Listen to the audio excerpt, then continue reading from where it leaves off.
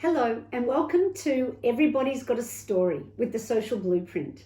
Today I am speaking with Kade Berman. You might know him as a Mount Scopus College 2018 school captain. But after school, Kade took a trip to Africa. Why would you do that, Kade? Thanks for having me. I'm happy to be here. I was pretty involved in high school and I loved that. I love to be involved and I guess give back and contribute to the community.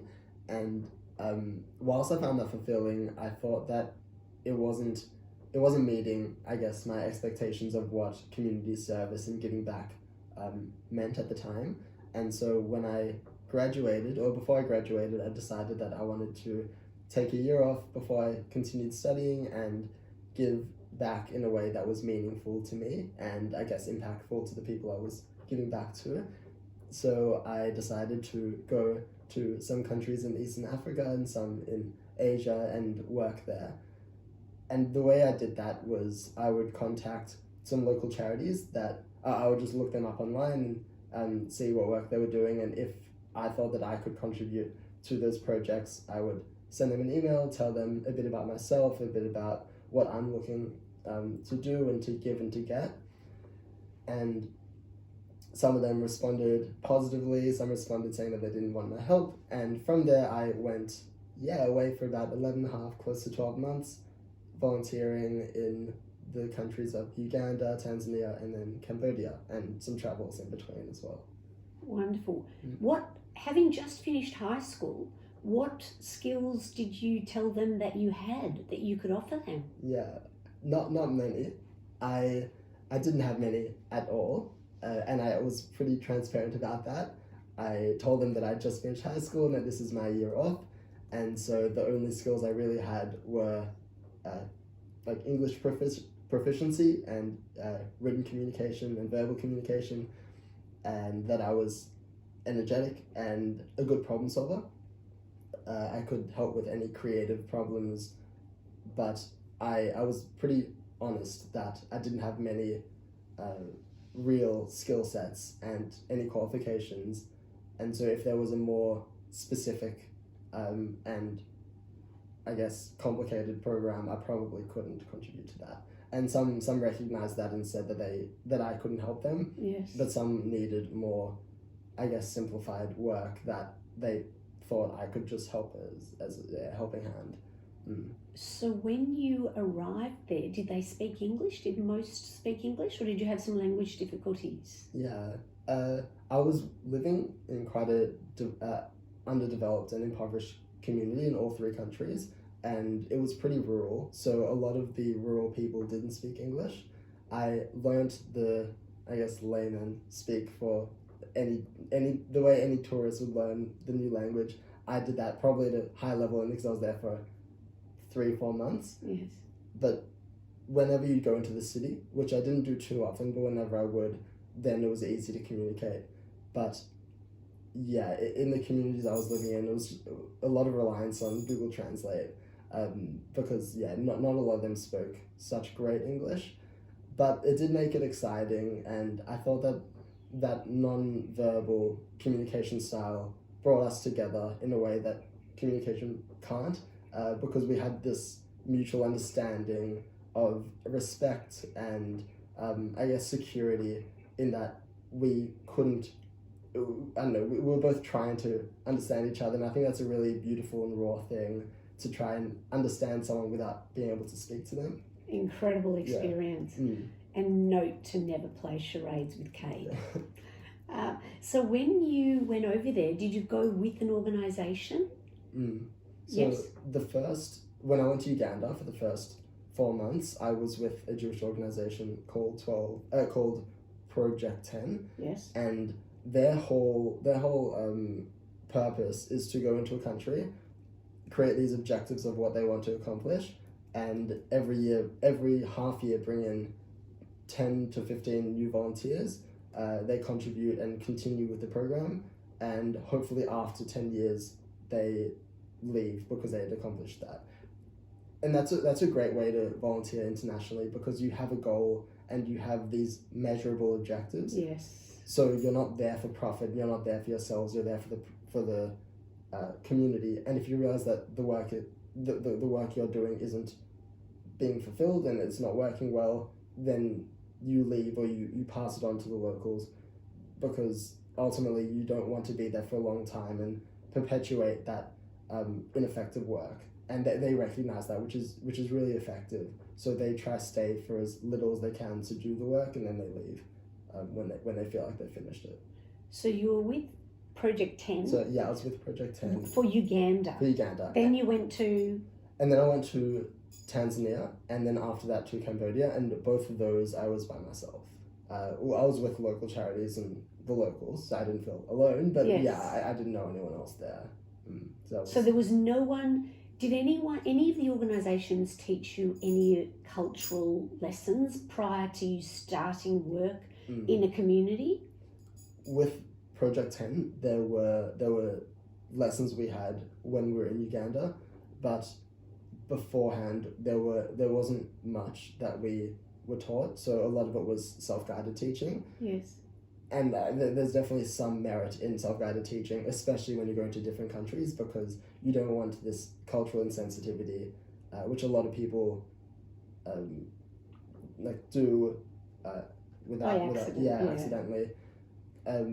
So yeah, a lot of it though is just learning in the country and with the people, because the people are always going to be kind and welcoming and hospitable. So they'll sort of make a joke of it and help you through it when you're there, which is really beautiful. But I think it was important to me, at least, to have some understanding of what you can and can't do, what you can and can't say in the countries, to ensure that you're being as respectful as possible. Certainly. Did you feel unsafe at any time in these communities? I didn't. There were definitely some times that things would happen and I thought, wow, that was pretty scary. I will say that there is some privilege being a male traveling in these countries, because you don't have that fear, or there's less of a fear of being assaulted as like a female identifying person might feel. But yeah, when I was on local transport, which I would take every day, one of the days, so it's a small van and it fits about 8 people, but there were about 25 in there, and so everyone's sitting on each other, and it's a whole experience. And I had a man sitting on me and a woman sitting on them, and that's just casual. And when I got off the bus, my bag had been slit under and all my things had been taken. Thankfully, everything important was on me, so I didn't really lose anything.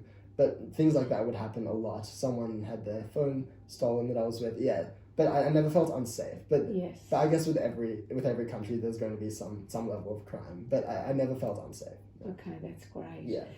And of the countries that you went to, can you share some of your experiences there that will stay with you forever? Yeah. I think in the projects, or I guess in my takeaways. In your takeaways. My takeaways. Yeah.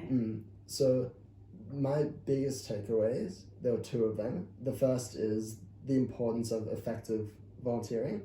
An example of ineffective volunteering would be going to a country and sort of this white savior complex where you think, I'm just going to save these children or this community, and however that is manifested on ground. And there are many ways that you can manifest that, and they're all pretty terrible and ineffective. And a lot of the people that I saw, some of the people I saw volunteering would do things like that.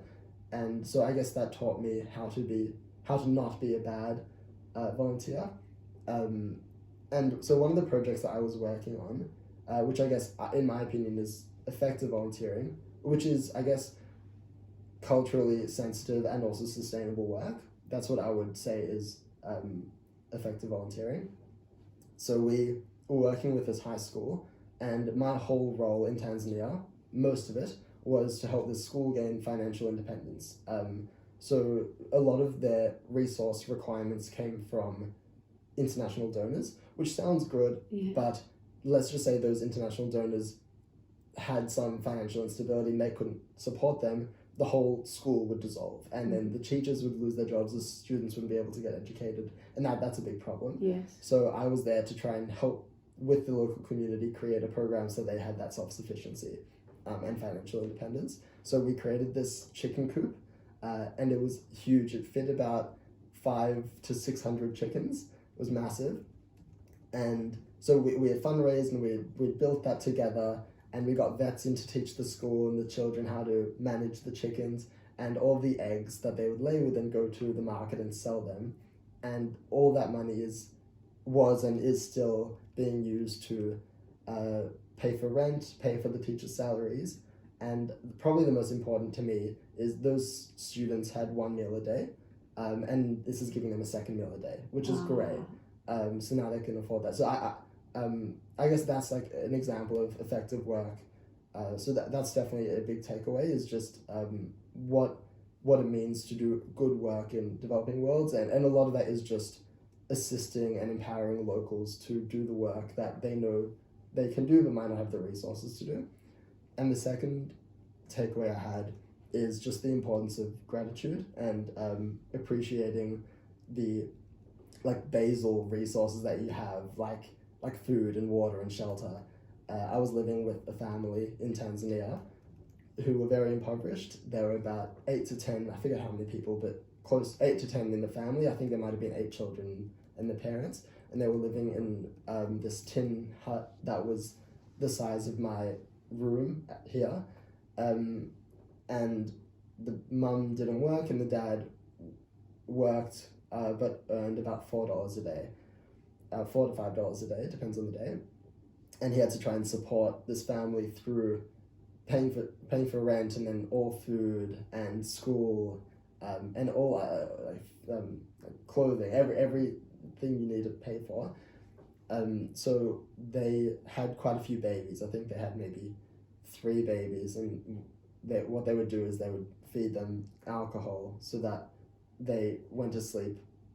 And so that they didn't have to feed them, because in those countries, some of those countries, alcohol might be less expensive to feed a child than food would be.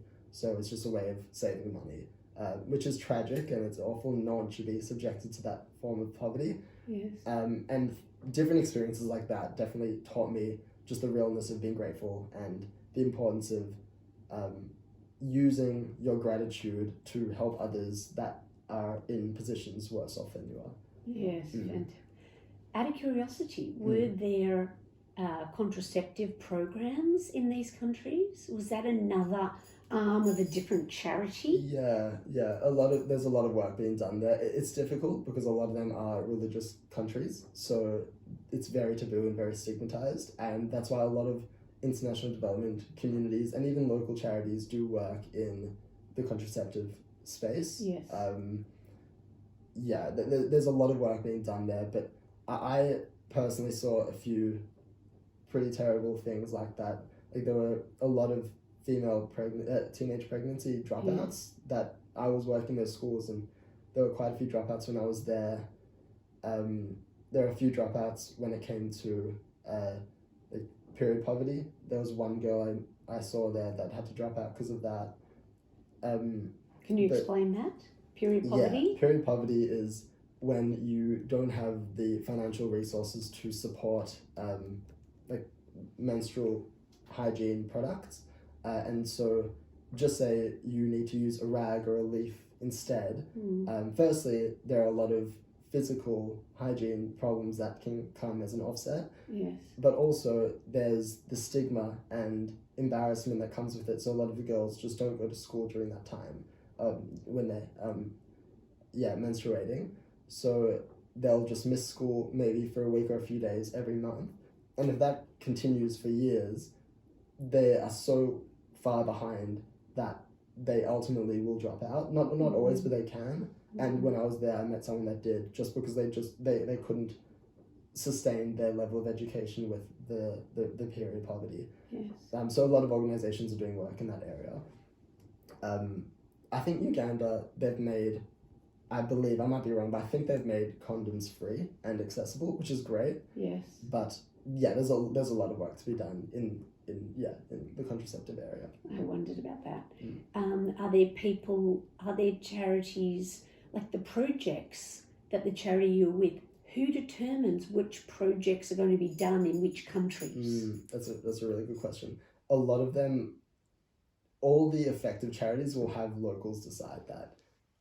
So no international charity should decide what projects should be done in an international country just because they don't know the problems that well, Yes. or as well as the locals do. The locals not only are living there, but they're the ones subjected to the whatever it is that they need help with. Yes. So all effective charities, and where I was, this is what happened, and so where I work as well, the same thing, is that you work with locals to figure out what are the problems and what are the solutions, and then you work together through collaboration and through intercultural competency to try and fix those problems. Yeah. Are there, for anyone that might want to donate into that area of Africa or Cambodia, do you have the name of some charities that you, particularly microfinance companies, do you know who you would recommend? Yeah. Well, I work for a charity that does international development, so I would say to donate to INA, which is International Needs Australia. So that's where I work at the moment, and I'm a big advocate for them. I think they do really brilliant work.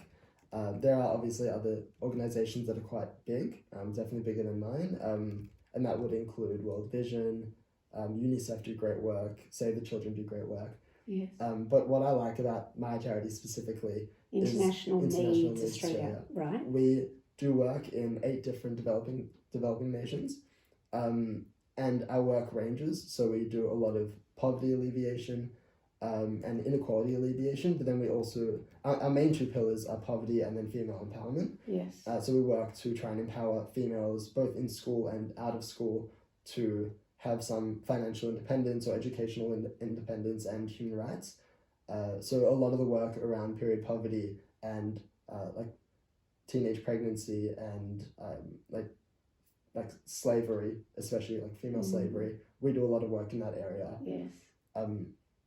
And the other thing I like about our charity and why I recommend people donate, like I used to do even before I started working there, is they do work in those areas, and that's brilliant, but then they also do a lot of relief funds throughout the year whenever there's a country that needs it.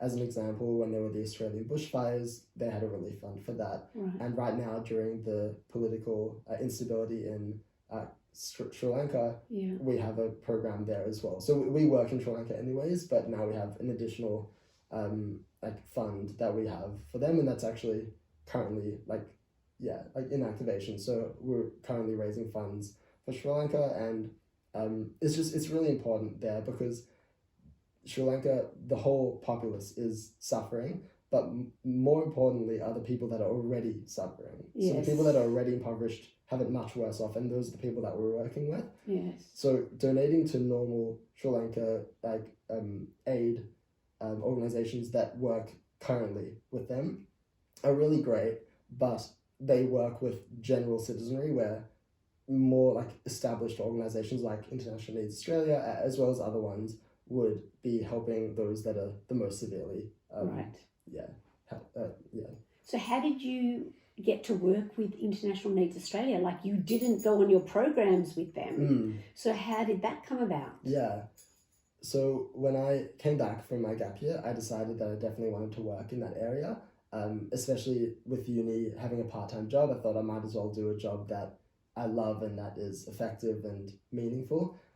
So I thought I'm going to try find a job in this area, and I'd already had some connection with INA. I'd been I donated to them in the past, and I was a part of their newsletter. I really liked them. Yes. And so I saw that they were putting up a job interview for a presenter role in the education space. So I would go to different schools and teach about international poverty and female empowerment in developing worlds. And that sounded great to me. So I interviewed for it. And in that time that I was interviewing, I interviewed with the education officer and the CEO. And in the interview, I told them what I thought they could do differently or how they could improve their programs. So we workshopped together a new role that now I have, which is great, and I'm loving it there. It's a very collaborative and supporting network. So I love my job there. Wonderful. Are you working there full-time or part-time? Part-time. I'm still studying. Okay, Yeah, so I part-time. believe you're studying, what is it called? It's called Advanced Science, Global Challenges at Monash University. Did you defer that course to go do your international travels, or did you take on that course after your international travels? Yeah, that course can't be deferred, unfortunately, so I had to defer a random degree, Yes. something that I wasn't particularly ambitious towards, but I just had to have a placeholder. So when I was away, I then did that whole process of applying and interviewing. So when I came back, I then could start with them. But yeah, it's a really great course. Anyone that wants to get involved in global challenges in an educational sphere, Yes. I'll quickly preach what we do. Yeah. It's a science degree, but we have a specific arm in global challenges where we teach how to utilize science in a way to effectively help specific social justice issues. And the cohort ranges from 20 to 30 people. Yes. So it's a very small and community-focused group. So if anyone wants that involvement, get in touch with me. So what is something that people don't know about Kade Berman? So something that people might not know, I used to play the piano and I love music. I'm not very good at it, but I love it. So every day for at least 20 minutes, I'll play the piano and I'll sing. But I'm not great, and I wouldn't say I'll ever be at the stage where I'm confident to perform, but I love it. So every day I'll play the piano and I'll sing. And I'm trying to learn the guitar now. Hasn't been so successful, but getting there. I'm sure you will persevere, Mr. Kade Berman. All right, and what does the Jewish community mean to you? Has that had an influence on your experiences overseas? I think the Jewish community was that bolstered my ambition to go away in the first place. I think if I wasn't in a community that prioritized social justice and community-focused work, if I wasn't in that community, I probably wouldn't have had the determination to go overseas. That's a good point. Yeah, so I think a lot of it is attributed to the Jewish community. I think a lot of the work I do isn't Jewishly focused, but I'd say that there's like bedrocks of the Jewish community in it. For sure. Yes, I can see that. Where do you think you might be in 10 years? In 10 years? I don't know. Hopefully finish studying. I'd like to, in 10 years, I would like to continue working in the social justice space in whatever capacity that might be, that is fulfilling to me at that time. Yes. At the moment, that's international development, and it's been that for the last many years. I'd like to hope that that's where my 10-year mark is, but it might not be. I want to work in a place that I feel I'm effectively making change whilst also feeling fulfilled in myself, I think. Do you think that might be in Australia, or do you think that you might be physically situated overseas? I don't know. I hope Australia. Yeah. I think Mum and Dad hope Australia. Yeah. All right. Look, thank you so much for your time today, Kade Berman. Really appreciate it. And for anyone who gets a chance, has enjoyed watching this, please share this video, socialblueprint.org.au. And thank you very much for your time and all the very best. Thank you. Thanks for having me.